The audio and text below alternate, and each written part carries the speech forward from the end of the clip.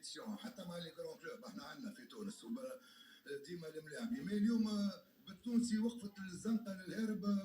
هذا مثل التونسي الشعبي بالنسبه للبطوله. يلزم الاولاد اليوم لعبنا لهم لافا سيرفو باش ينحيوا الكومبيتيسيون افريكان، وعندنا 3 مباريات ناخذوا فيهم اكثر عدد نقاط بالمجموعه اللي موجوده. يلزم برشا كونفيونس لجمهورنا، و18 مباراه 54 نقطه بقدره ربي، مش قادر ترشحنا اليوم. ما متاكد اللي وعلى الفوليوم اللي قدمناه اليوم متاكد اللي باش نخرجوا من الوضعيه هذيا.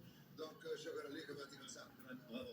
اذا يحضر معي كذلك عميد فريق اولمبيك اسفي المدن وكذلك سليماني. اليوم تبارك الله عليكم كان ماتش مهم جدا بالنسبه للاولمبيك اسفي، بالنسبه للفريق ككل. حققتوا التاهل تاريخي اول نصف نهائي على مستوى تاريخ النادي. كيفاش كتحسوا بهذا الانجاز الكبير لمدينه اسفي وجمهور اسفي وهذا الفريق العريق؟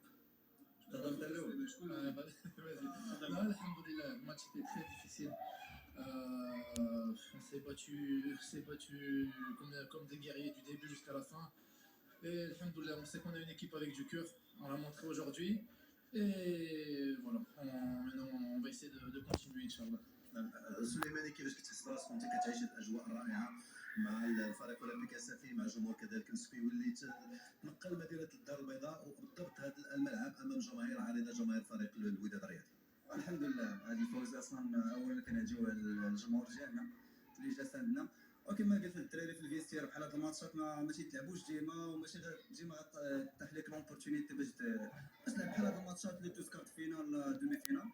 الحمد لله حنا واخا ما كانش عندنا الحظوظ باش اننا ندوزو كونتر فرقه كبيره اللي بحال الوداد، مي الحمد لله جينا باش نلعبوا على الحظوظ ديالنا. وكما شفتي كنا فرقه وحده سوليد، لعبنا على الفوز. الحمد لله كنشكر هاد الجماهير هذا وتنهديهم هذا الفوز. شكرا برافو. عندك شي اضافه؟ لا غير papa, maman, je vous avais dit de venir. Vous allez regretter. فيليستاسيون. اذا كان هذا التصريح كون من سليماني وكذلك مدن